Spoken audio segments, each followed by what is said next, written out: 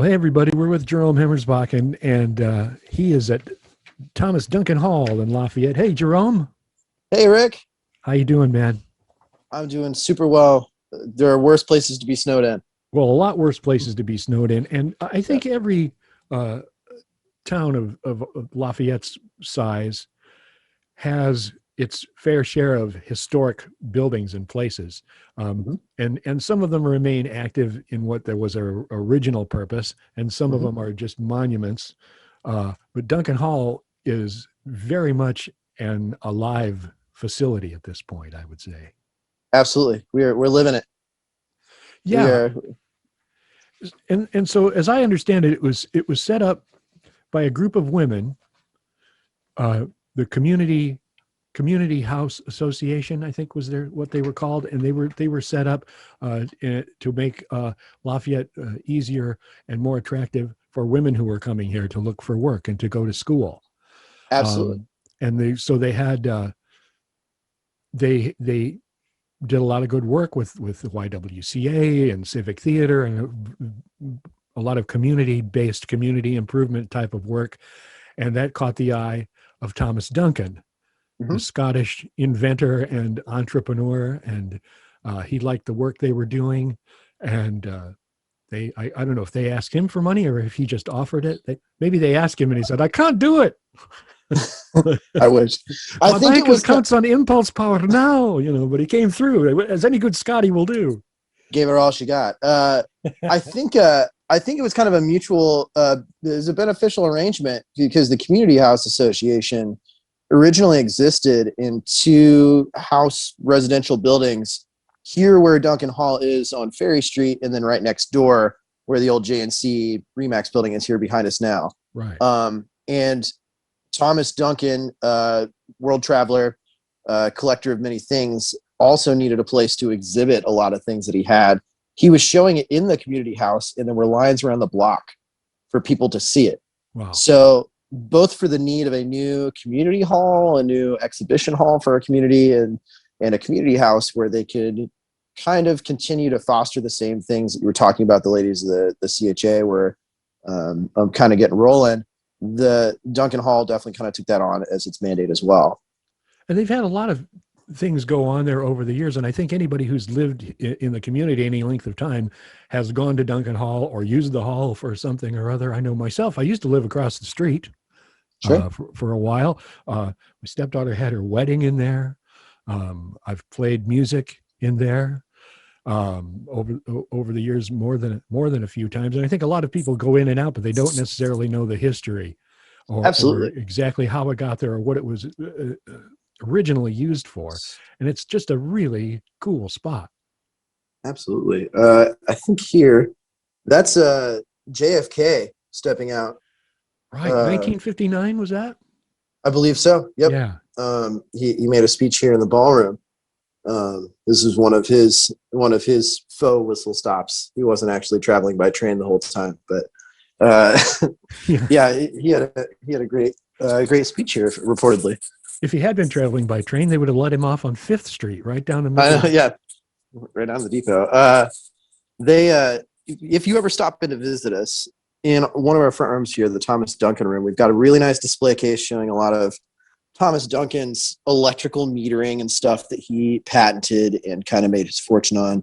And the top of this display case has some things on loan from the Tippecanoe County Historical Society that were Thomas Duncan's, and some stuff that floated over from the CHA to the organization we are now, Thomas Duncan Hall.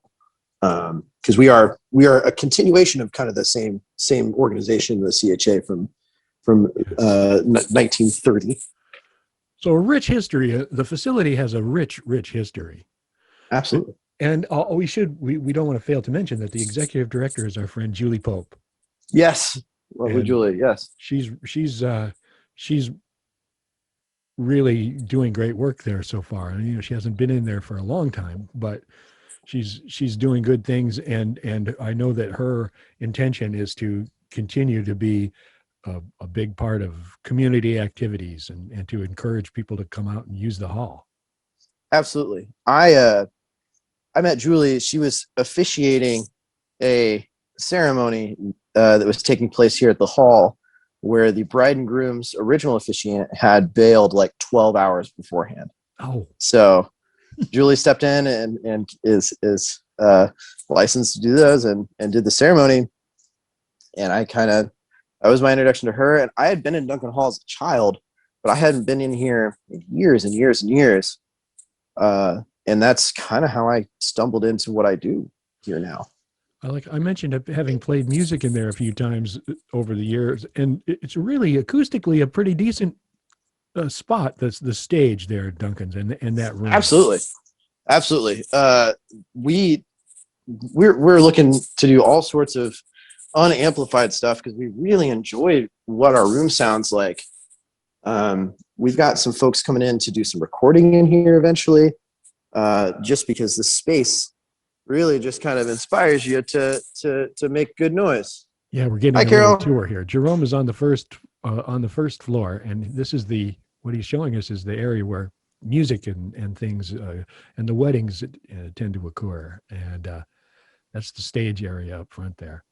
And I agree about how good acoustic music really resounds in that room. Absolutely. For those folks who don't know who are listening, I live on site here. So I spend a lot of time up here playing my own music and enjoying the hall and enjoying the sound and really getting to know it a little better and getting to enjoy that. So there's a lot of perks, but like you're saying, Rick, we really want this place to be alive and to be used and people be in here. So that's what we're trying to take a lot of this downtime during the pandemic to figure out what kind of improvements we can make to make this easier to use and spend the time to really kind of get our ducks in a row.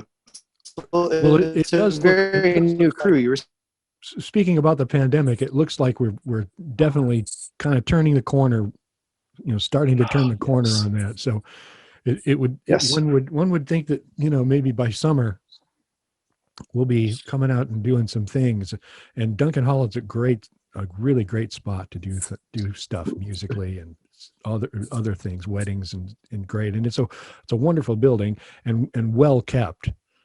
That's what we try. Yeah. I'm amazed actually, because I'm a big fan of architecture and art expression in any form really. And this building has some amazing hand done architecture in it that anytime that you can make your way in here, just ask anybody that works here. And I'm sure that there's 10 things they could point out to you that would be different from another 10 things that somebody else would point out that are just little beautiful handcrafted points of interest in here. Yeah. They don't make them like that anymore. Is what they always say, which is true. Yeah. And the hall itself is on Ferry Street in Lafayette, for anybody who doesn't know. Kind of near 16th Ferry. Yep, we're here at 619 Ferry, next to where the JNC used to operate, Journal and Courier, and there's such a numerous, a big package of possibilities that comes with Duncan Hall. And should people have inquiries about the hall, about costs to use it, or the logistics of that, they can get a hold of Julie on that sort of thing? Sure. Thomas Duncan Hall on Facebook, duncanhall.org. You can Google us, our phone number will pop right up. But, we just encourage people that even if you have questions, when it's safe to, drop in and ask them in person as well. Take a look at this space. Like we just want people to appreciate this place like we do. Yeah, it's a beautiful, beautiful space, and really a feather in the community's cap to keep things like that going and to continue to appreciate that kind of architecture and that sort of facility, and to keep it alive and keep it doing things now. And you can see the diversity of the community of people coming in and out for the different things that happen there. It's a really great spot. And I should mention, for those of you who don't know, Jerome has been quite a good part of the local music scene, and it's hard to compare the health of the music scene right now, because it's a time that doesn't count, so to speak. We're hibernating. We're hibernating, but Jerome has been a part of some big musical projects in this town. And are you still you're still playing a little piano or doing a little piano bar thing over there, the Knickerbocker. Is that right? I am every Friday and Saturday. We are so lucky that the Knickerbocker is very good at sticking to the CDC's guidelines and has made great strides to make it safe and distance for people to come out. But I accompany their piano bar player, Ryan Rollins, over there. We have a drummer as well. So nice little trio doing whatever you want. It's a fun time. And it's been really nice to have that. It's pretty sparse in there some nights, but it's a place to go. Well, and speaking of historic places, yeah, the Knickerbocker, is that the oldest bar? It's Indiana's oldest saloon. And I Oldest think saloon. there's a delineation between bar and saloon. And I think that's why that's specifically on there. Right. But I'm not sure what it is. But I know that like President Grant and Mark Twain went there. So it's been around for a while. Wow. The rumors that I have done karaoke at the Knickerbocker are greatly exaggerated. greatly exaggerated. I do have to say one thing I think is fascinating about this place, and even if you removed me out of the equation, if it were not me, the fact that this is a historic building that has traditionally had an on-site caretaker and still does. I think that's kind of astounding. And it historically has been folks that have been part of the community downtown and been part of our arts community from what I know, especially from the stickers I see down there from Friends of Bob and the WBAA stickers from past tenants. Yeah. Oh, it's amazing. And people will tell you the stuff they've seen in there from the Friends of Bob shows. And I mean, you've had Loudon Wainwright in there and Robin Hitchcock and I am amazing stuff. I'm beyond proud to be here now and to be a part of the history of this place, because when you even if you just work in a historic space, I'm sure that you get to know that like buildings pick up character over time, and they really reflect their use and their intent.